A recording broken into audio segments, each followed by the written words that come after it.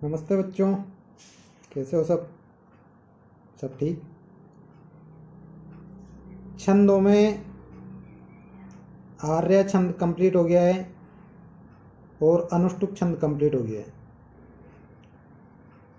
आर्या मात्रिक छंद था, इसके बारे में सब कुछ पढ़ लिया है। अनुष्टुप में 8 वर्णों वाला छंद है। मैंने कहा था इनको बढ़ते हुए क्रम में पढ़ेंगे। तो अनुष्टुप कितने वर्णों का छंद था? 8 वर्णों का। ये कक्षा 11 और 12 दोनों को याद करना है। आज पढ़ेंगे अपन 9 वर्णों वाला भी नहीं है, 10 वर्णों वाला भी नहीं है, 11 वर्णों वाले छंद।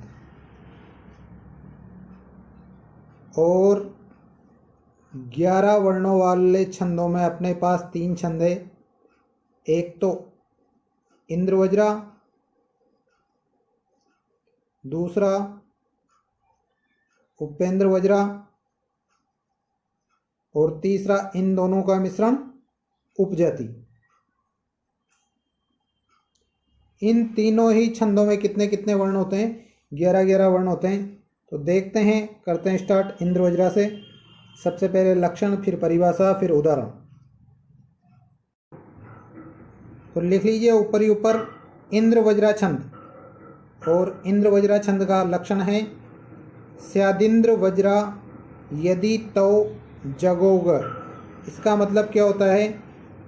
स्यात यानी होता है, इंद्रवज्रा यानी इंद्रवज्रा छंद कब? यदि हो क्या? तो द्विवचन में है, यानी त प्लस त। अब त से कौन सा गण बनता है? तगण। तगण प्लस तगण मतलब 2 तगण। फिर ज का मतलब है जगण। इसी क्रम में तगण हो, तगण हो, जगण हो। और फिर दे रखा है गो। इस गो का मतलब है, ये भी द्विवचन में है, मतलब 2 गुरु।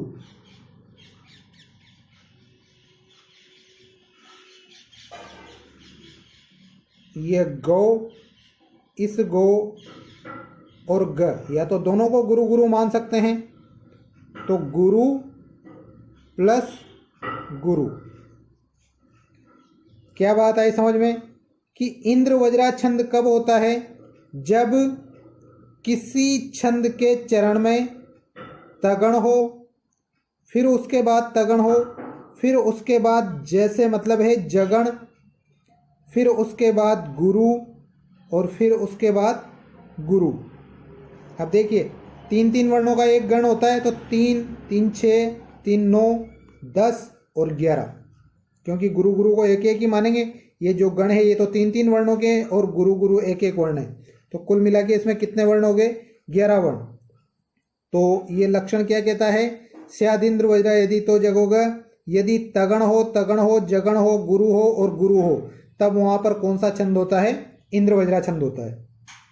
इसमें मात्राएं लगाकर देखते हैं, गण बनाकर देखते हैं कि अपन ने जो इस लक्षण में कही गई है वो बातें सिद्ध कर पाते हैं या नहीं कर पाते हैं।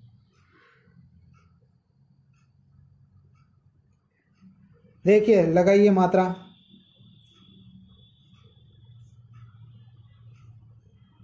आधे स पे अपने को कोई मात्रा नहीं लगानी है। मैंने मात्रिक छंद पढ़ाते टाइम ही बता दिया था कि लघु या गुरु की मात्रा तभी लगती है जब स्वर हो। मतलब अगर व्यंजन के ऊपर भी लगा रहे हैं अपन, तो व्यंजन में क्या शामिल होना चाहिए? स्वर शामिल होना चाहिए। अगर स्वर शामिल नहीं है तो लघु या गुरु की मात्रा नहीं लगाएंगे।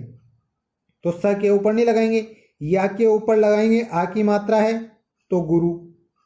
दी के ऊपर छोटे ई की मात्रा है, लघु लगना चाहिए, लेकिन पीछे न आ रहा है तो क्या लगेगा? गुरु। द्र। अब देखिए इस द्र में ये ये आगे वाले में मिल गया, मतलब इससे कोई मतलब नहीं है, केवल व्यंजन व्यंजन है, तो इस पे तो कुछ भी नहीं लगाएंगे। अब क्या बचा है इसमें? र। इस र में क्या मिला हुआ है? अ। तो इस पर लगाएंगे लघु। व पे क्या लगेगा? पीछे ज्रा, आधा ज आ रहा है, इसका मतलब गुरु। फिर रा बचा, तो इस पर भी गुरु। ये आ की मात्रा है लघु। दी छोटे ई की मात्रा है, मतलब ऋस्व वर्ण है, तो क्या लगेगा लघु। तो में क्या लगेगा, ओ की मात्रा है तो गुरु। ज में क्या लगेगा, लघु। गो में क्या लगेगा, गुरु। और ग में क्या लगेगा, गुरु। ये तो अपन ने इसमें मात्राएं लगा ली, लेकिन अपने को केवल मात्राएं नहीं लगानी है, इसमें गण भी बनाने हैं, क्योंकि छंद में कहा गया है कि तो यानी दो तगण हो और एक जगण हो, फिर गुरु हो, फिर गुरु हो, तब जाके इंद्र वज्रा छंद होता है। तो ये गण बना के देखते हैं अपन। गण 3 वर्णों का समूह होता है, तो 3-3 वर्णों के समूह बना लेते हैं। पहले तो ये 3 वर्णों का समूह, फिर इसके बाद ये 3 वर्णों का समूह, फिर इसके बाद ये 3 वर्णों का समूह, और अपने पास पीछे क्या बच गए, गुरु और गुरु, 2 गुरु वर्ण बच गए। अब गण कैसे बनाते हैं, तो ये गण विधायक सूत्र मैंने गण बनाना सिखाया था, तब बताया था। अब देखते हैं, इस गण विधायक सूत्र पर चिन्ह लगा लेते हैं, और जहां पर ऐसी ऐसी कंडीशन आएगी, जैसे ये है, दूसरे में भी ये है और ये है, जहां पर इस तरह की कंडीशन आएगी, जहां से वो कंडीशन स्टार्ट हो रही है, वही गण का नाम हो जाएगा। तो यमाता राजभान सलगम पे लगाते हैं अपन लघु गुरु की मात्राएं। केवल ये इसी वीडियो में बता रहा हूँ, इसके आगे नहीं बताऊंगा, ये आपको याद रख लेना है, और याद रखने के बाद अपने आप गण बनाने हैं। तो देखिए, ये पर कौन सी मात्रा लगेगी, लघु, गुरु, गुरु, गुरु, लघु, गुरु, लघु, लघु, लघु और गुरु। ये माद आ रहा है, इस वजह से ग पे कौन सी लगी, गुरु की मात्रा। अब देखते हैं, ये गुरु, गुरु, लघु, ये मात्रा कहाँ पर मिल रही है अपने को, ये देखो यहाँ पर गुरु, गुरु, लघु मिल गई, और चालू कहाँ से हो रही है, ता से। तो इसका मतलब ये कौन सा गण है, तगण। ठीक है, फिर यही बात इसी से ये मतलब गुरु, गुरु, लघु, तो ये भी कौन सा गण है, तगण। फिर लघु, गुरु और लघु, ये देखो ये कहाँ पर मिल रहा है,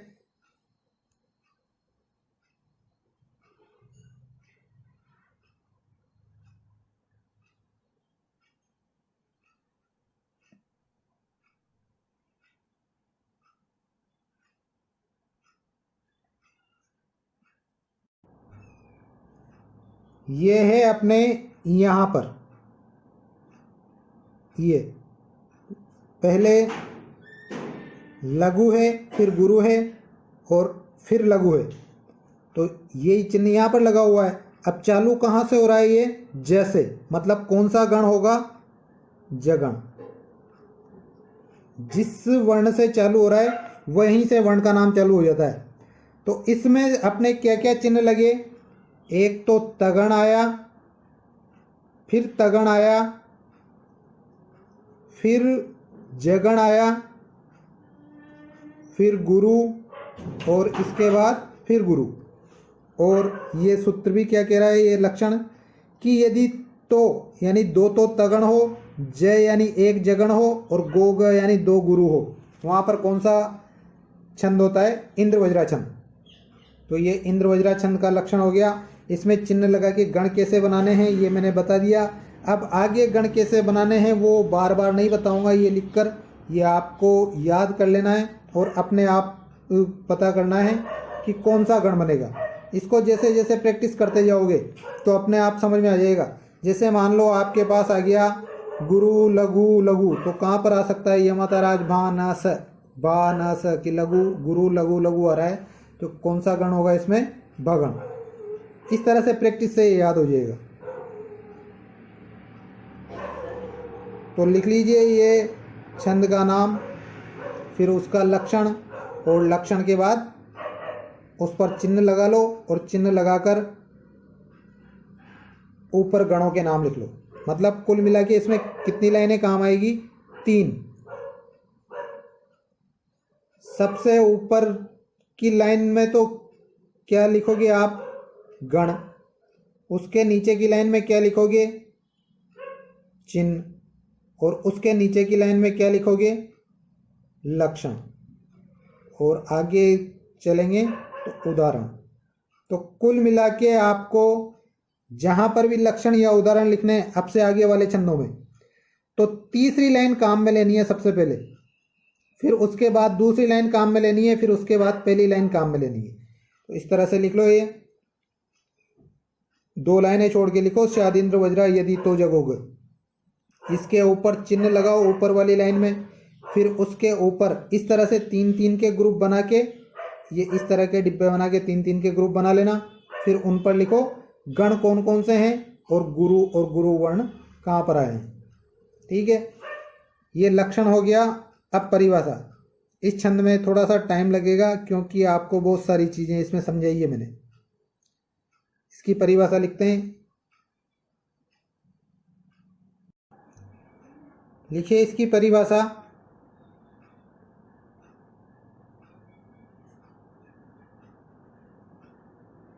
इस परिभाषा में सारी बातें वही है जो मैंने अभी आपको बताई है। इंद्र वज्रा एक समवर्णिक छंद है क्योंकि इसके चारों वर्णों में बराबर मात्राएं होती है। इसके 4 चरण होते हैं तथा प्रत्येक चरण में क्रमशः यानी एक के बाद एक लगातार इसी क्रम में, क्रमशः का मतलब इसी क्रम में एक के बाद एक आना चाहिए। क्रमशः तगण तगण जगण गुरु गुरु, या तो इस तरह से कह दो या फिर ओब्लिक लगा के लिख लो, 2 तगण 1 जगण और 2 गुरु वर्ण। लक्षण में क्या बताया गया है इनका? तो जगोगा, इसको लिख लेना कोष्टक में, तो जगोगा, इंपॉर्टेंट चीज है। तो 2 गुरु वर्ण को मिलाकर कितने कितने वर्ण होते हैं? 11-11 वर्ण होते हैं। इस प्रकार संपूर्ण छंद में कुल 44 वर्ण होते हैं। टोटल कितने होंगे? 44।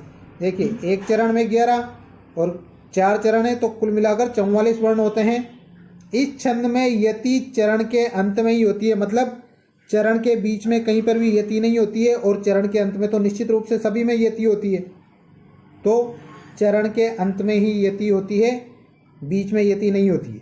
अगर कहीं पर पूछ भी लिया जाए कि ये बताइए इंद्र वज्रा छंद में यति का विधान है क्या है, तो यति का विधान यही है कि चरण के अंत में ही यति होती है।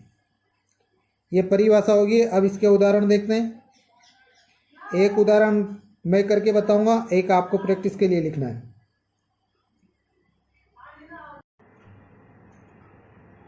यह उदाहरण है इसका, इंद्र वज्रा छंद का।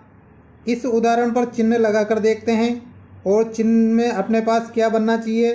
तगण तगण, फिर जगण, गुरु और गुरु, इस तरह के गण बनने चाहिए, इस तरह के वर्ण संयोग होना चाहिए, तब जाके इंद्र वज्रा छंद होगा। तो देखते हैं। सबसे पहले आपे कौन सा चिन्ह लगेगा?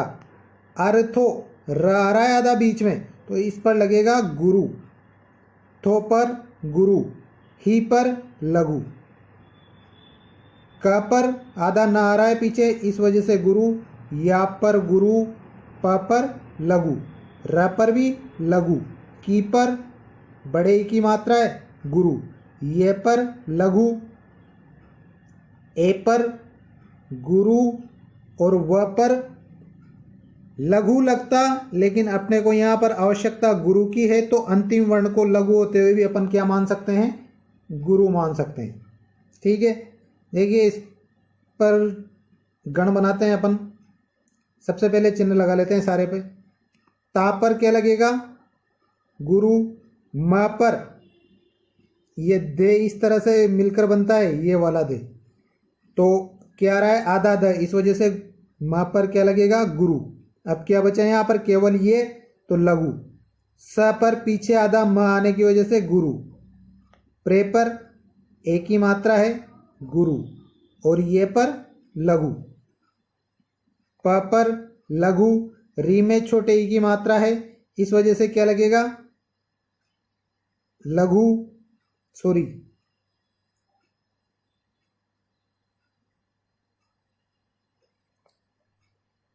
प पर लघु, री पर गुरु, क्योंकि पीछे ग्र संयुक्त वर्ण आ रहा है, तो री पर क्या लगेगा? गुरु। ग पर लघु, ही पर गुरु, और तू पर विसर्ग आने की वजह से गुरु।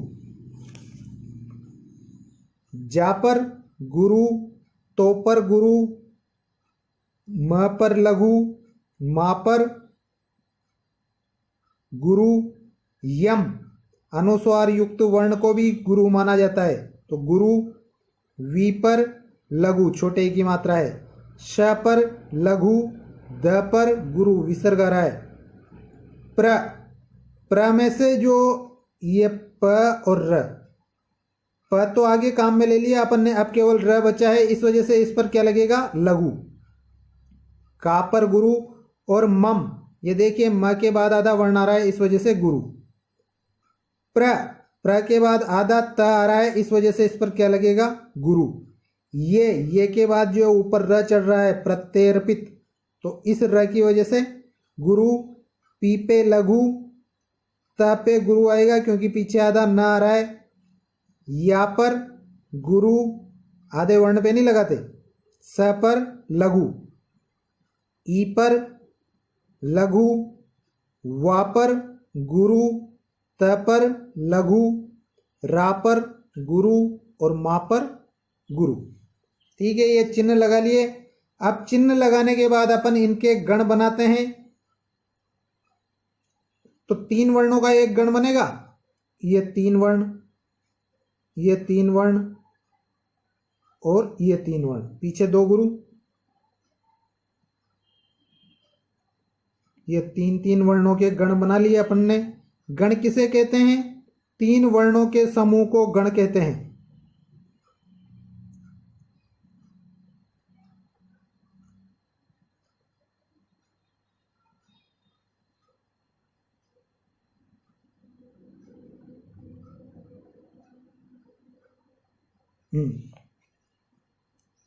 क्या आना चाहिए अपने, तगण तगण जगण गुरु गुरु। तगण का चिन्ह क्या है, ताराज, मतलब गुरु गुरु लघु आया क्या, गुरु गुरु लघु आ गया इसमें, ये तगण। यहां पर भी गुरु गुरु लघु तगण। यहां पर लघु गुरु लघु, लघु गुरु लघु किसका है, जगण का। जय भान मतलब जगण, ये जगण, फिर गुरु आ गया और फिर गुरु। यहां पर भी वो का वही है, तगण तगण जगण गुरु गुरु, फिर तगण तगण तगण, सॉरी ये जगण गुरु और गुरु, तगण तगण जगण गुरु और गुरु। इस तरह से लिखना है आपको। एक चरण के लिए 3 लाइनें काम में लेनी है। नीचे वाली लाइन में तो उदाहरण लिखना है, उसके ऊपर चिन्ह लगाने हैं और उसके ऊपर गण का नाम लिखना है। जहां तक हो सके आप गण का नाम केवल त ना लिख के पूरा लिखना, तगण। ठीक है, थोड़ा गैप रख के लिखना ताकि आपको आराम से समझ में आ जाए। इसमें जगह कम होने की वजह से हो सकता है आपको समझ में नहीं आ रहा हो, फिर भी मैंने अच्छे से समझा दिया है। तो इसको उतार लीजिए, लक्षण को, उदाहरण को वैसे के वैसे ही। और अगर इसको आपको समझने में दिक्कत आ रही है तो वीडियो को थोड़ा सा रिवाइंड कीजिए, पीछे की तरफ जाइए, वहाँ पर जो मैंने शुरू से लिखा है वो का वही है। फिर भी मैं बता देता हूँ आपको एक बार इसको क्लियर करके। ये लिख लीजिए इस तरह से। अच्छा, अब आपको एक चीज़ और लिखनी है। जब आपने अनुष्टुप छंद पढ़ा तो अनुष्टुप छंद ये नाम लिखा है, इस नाम के आगे गोला लगा के उसमें लिख लेना 8। कितने वर्णों का होता है ये, 8 वर्णों का। आज पढ़ रहे हैं इंद्र वज्रा छंद, तो इंद्र वज्रा छंद के नाम के आगे गोला लगा के लिख लेना 11। इसमें कितने वर्ण होते हैं, 11 वर्णों के कुल मिला के 3 छंद पढ़ेंगे अपन, तो तीनों छंदों के आगे 11 लिखना है। जितने वर्णों का छंद है उनकी संख्या आपको आगे लिख लेनी है ताकि आपको याद करने में आसानी रहे। ठीक है, अगला जो भी वीडियो आएगा उसमें 11 वर्णों के दोनों छंद, मतलब उपेंद्र वज्रा और उपजाति, दोनों छंद कंप्लीट हो जाएंगे। धन्यवाद। अच्छा, अभी तो आपका उदाहरण बच गया है जिस पर आपको प्रैक्टिस करनी है। तो लिखिए, विद्येव पुंसो महिमेव राज्ञे प्रज्ञेव वेद्यस्य दयेव साधो। लज्जेव सूरस्य मुजेव यूनो संभूषणम तस्य नृपस्य सेव। मात्राएं अगर छोटी लग रही है तो छोटी, बड़ी लग रही है तो बड़ी, ये ध्यान रखना है। कहीं पर विसर्ग लग रहा है तो विसर्ग का ध्यान रखना है, कहीं पर अनुस्वार लग रहा है तो उसका ध्यान रखना है। मतलब जरा सी भी गलती नहीं होगी तब जाके आपके ये छंद सही बैठेगा। ठीक है, लगाना इस पर चिन्ह। और 3-3 लाइनें, मतलब एक चरण के लिए कितनी लाइन काम आएगी? 3। नीचे उदाहरण, उसके ऊपर चिन्ह और उसके ऊपर गण का नाम। अब धन्यवाद।